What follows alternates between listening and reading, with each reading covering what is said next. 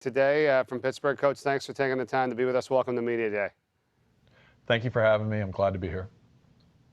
Hi, Dan. It's Julianne Vianney-Brain. Good to see you again back in the A10 studio. Another season, really excited to see you guys play again. I know you have a new arena intact. What's the buzz like for your group? I know last year it was you called it a year from hell with the COVID year because your team suffered tremendously. Every team suffered differently. Yours specifically seemed to really suffer. Tell me how this new year, this new season feels to you guys. Well, first off, let me say I hope that you and your families are well, and please give my best to your dad. Last year obviously was, thank you. Good. Your dad's a great guy. Last year was a nightmare for a lot of reasons, and when you don't have an arena, a locker room, a place to really practice outside your normal practice time for 2 years, that's going to adversely affect you. And then you throw in a pandemic, and that certainly doesn't make things any better. So we lost 7 games last year by 3 possessions or less, while we played with significant injuries to some of our better players, and that greatly affected us. Libby Bazelak was nowhere near 100% at any time last year. Neither was Laia Soleil. And then Amanda Kalin goes down early in the conference season while averaging 15 a game. And we're not a program that typically plays freshmen. And last year we had to play Meg McConnell at the point guard as a freshman, and Tess Myers quite a bit of minutes. And so we are very excited about this upcoming season.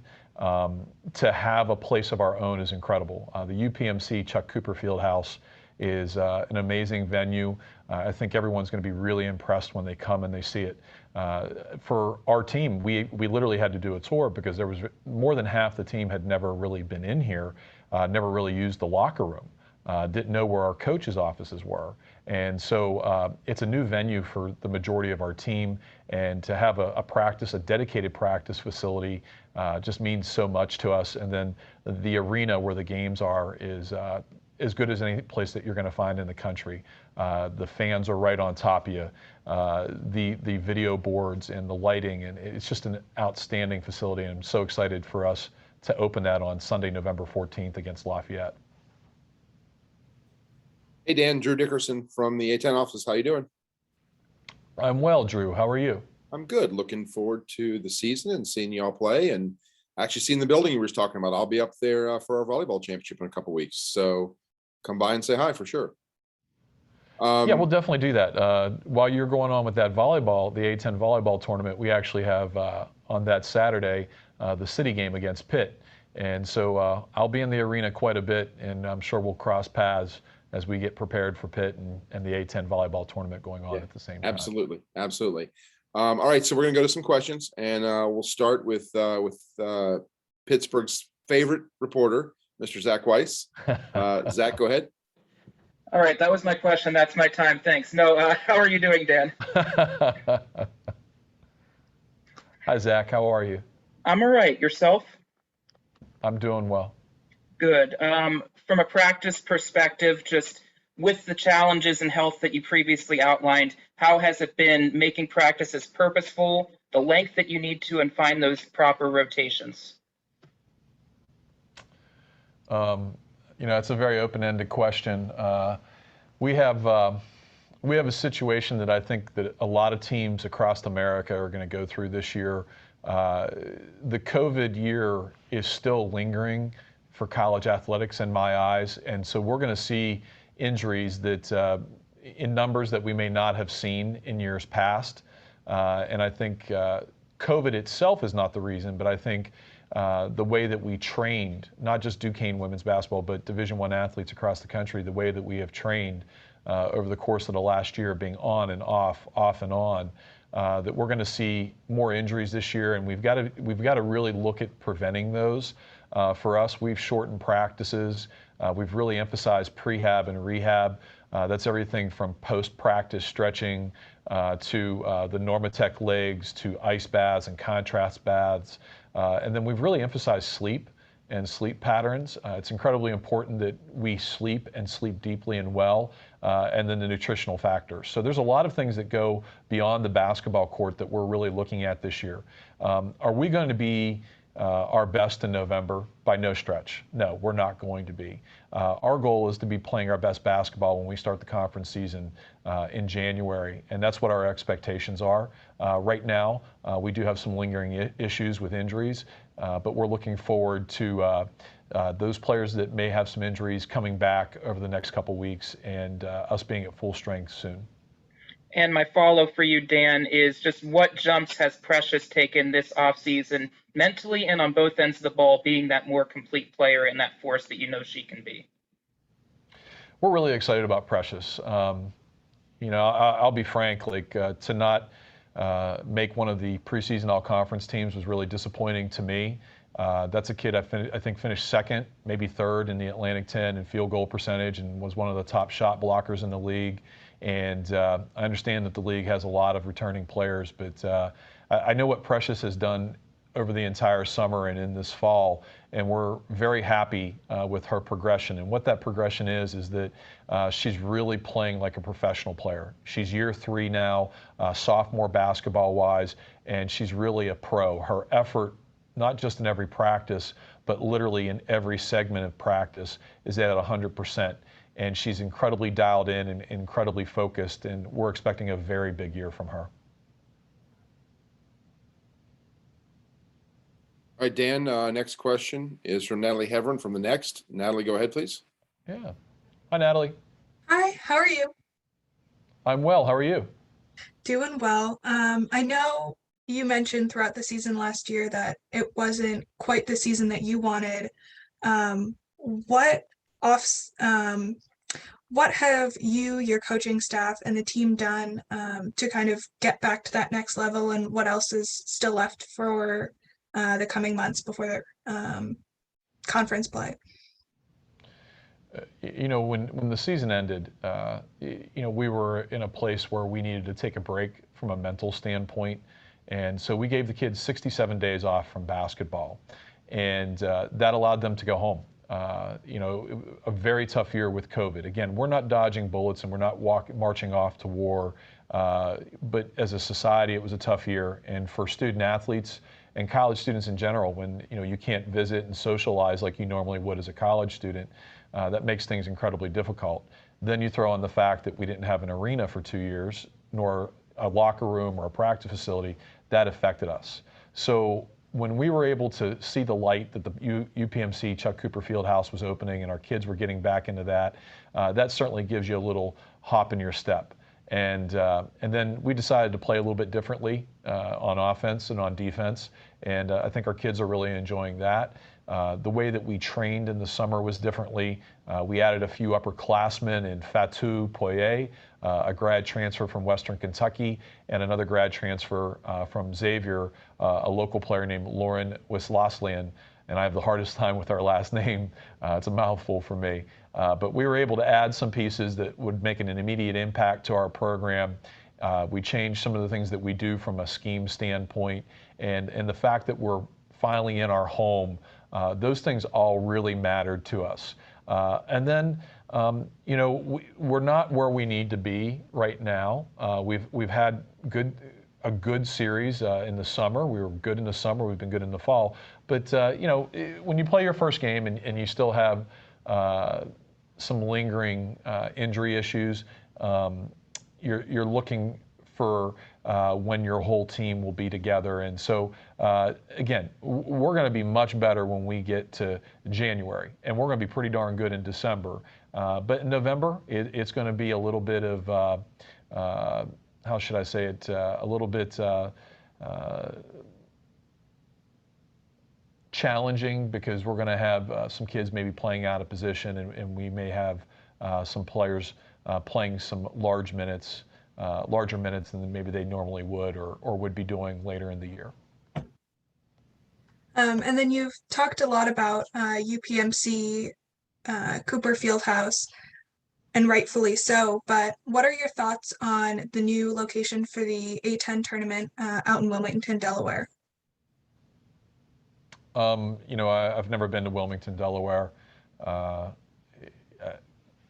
Where we play the conference tournament is where we play the conference tournament. I think I'm the only Atlantic 10 coach that actually wants the tournament to be on campus. But you know, that's I'm the only one, and you know, I'm glad that we're playing in a facility the size of where we're going to be in Wilmington.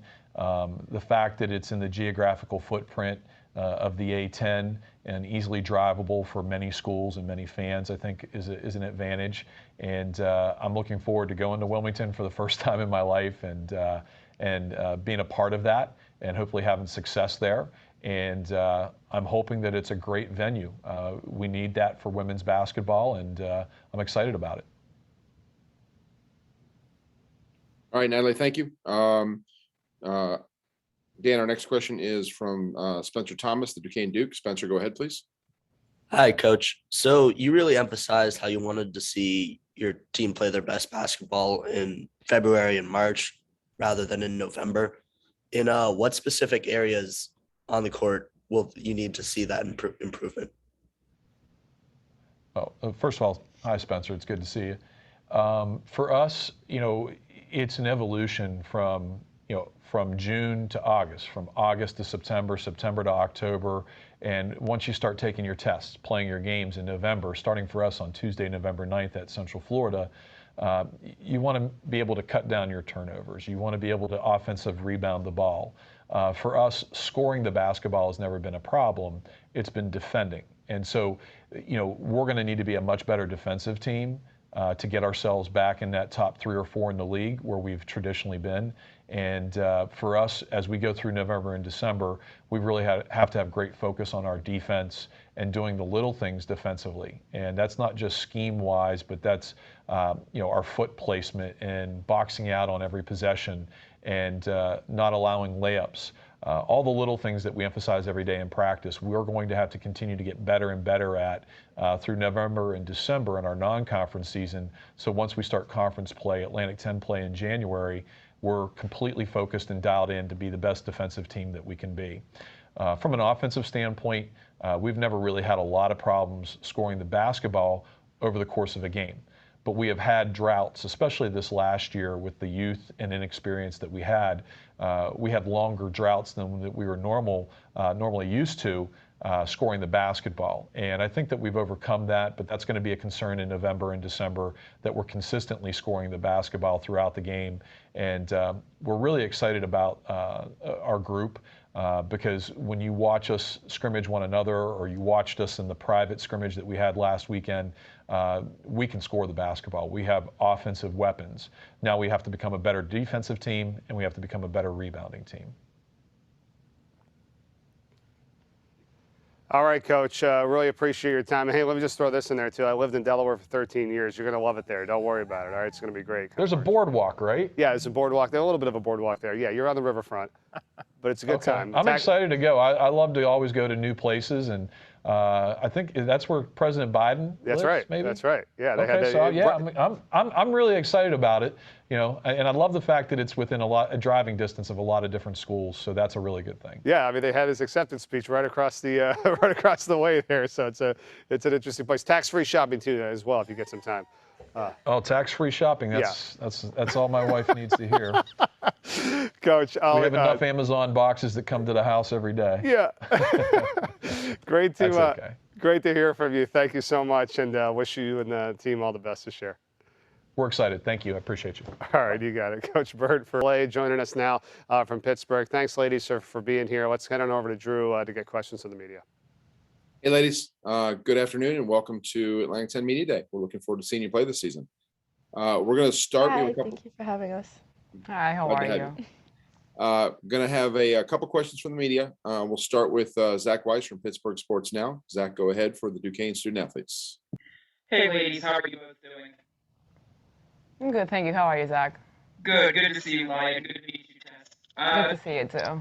Tess, for you personally, the threes falling was obviously really, really good for you. Just how have you opened up your game and become that more complete player this offseason? So yeah, definitely this off season, I really was focusing on extending my game, being more of a pull-up shooter, getting to the rim. Obviously, teams are going to scout and play me differently, so being able to ball fake and go off the dribble will really help my teammates and me as well. And the follow-up for you, Laia, just what have you seen in your time that you've seen the growth with Precious? Just what has she been able to bring to become an even better player this season? I think she brought a lot of consistency. She's been improving with that. She can also shoot. She's been working on getting her confidence from the three, so that's gonna really open up a lot of opportunities for her and everyone else. So we're very excited for her and excited for the whole team because we've been working very hard and working on gaining this confidence to shoot those threes. All right, ladies, next we go to Natalie Heveren from The Next. Natalie, go ahead. Good afternoon to both of you. For both of you, I know that last season may not have lived up to the program's expectations. What were the off-season and fall practices like to get ready for this season, and what do you all hope to accomplish? It was a tough season. Obviously, it was a COVID season. I think that was actually good for us because we learned how to overcome obstacles, and that can be also applied with like potential injuries and like hard times, like, you know, in the game, like sometimes you do face those moments that you have to overcome these obstacles, and that really taught us a lot. So we are very excited to do that and put that into practice when that time comes. But we've been working a lot in conditioning, strength, and especially gaining that confidence for the threes that we are convinced are going to fall this year. Yeah, going off what Laia said, definitely our summer workouts this past summer were amazing. I think we've gained a lot of cohesiveness that we didn't have last year, being that we didn't have the summer to really work with one another and really focusing on our conditioning and our strength. Last year, you know, we faced a couple injuries with Amanda Kalin and Libby coming back like towards the end of the season. So we were a bit inexperienced, but I think now that we have last year under our belt, we have a lot of confidence, like Laia said, and we're excited for the season. All right, ladies, and to wrap things up, we'll go to Jay Sullivan from Atlantic10.com. Jay, go ahead, please. You know, for Tess, I know you're young. You played last year. You're technically still classified as a freshman, but can you talk about the culture that you've absorbed as being, you know, with this Dukes team? And then for Laia, how have you guys, as the senior leadership, been instilling that culture into the younger recruits? You know what? They make it very easy. They're very committed. They work very hard. So it's not even us installing values and morals to them. They just buy in so easily, and they work hard so much this summer. So we are very happy to have them, and they just made our job very easy. So we're just excited to have them. We got very lucky with the group that came in. Yeah, so definitely having Laia, Amanda, Libby, Hallie, all of the upperclassmen, they've been amazing with us. And especially us underclassmen, like Laia said, we really bought in to working hard, being dedicated, and going that extra mile and doing what we have to do as a team to be able to succeed. Hey, ladies, Julianne from the studio. I know Coach Burt challenged you guys to take 20,000 threes a person over the summer, I think from June through July. Do you find that, and this is for both of you, do you find that the team really loves challenges like that? And how did that go? It was a lot of fun. Some weeks competitions were a little different, but we definitely just absorbed all of the competition, and it was a lot of fun. Yeah, I think it's funny because no one complained, and everyone embraced the challenge, and everyone conquered. So I guess that's the most important takeout. But the confidence that we gain through that is what's gonna make us succeed this year. So we are very happy and you know, thankful that we got to embrace that challenge. Tess, Laia, do you guys remember how many you hit? Tell us the truth. I made a little over 20,000. I think I was like close to 22,000. I feel like everyone was around those numbers. Not bad. That's incredible. Oh, not bad at all. No, yeah. That's a great challenge. That's great. Yep. Yeah. Thank you so much for your time today. We appreciate it. You're welcome. Thank you, guys. All right.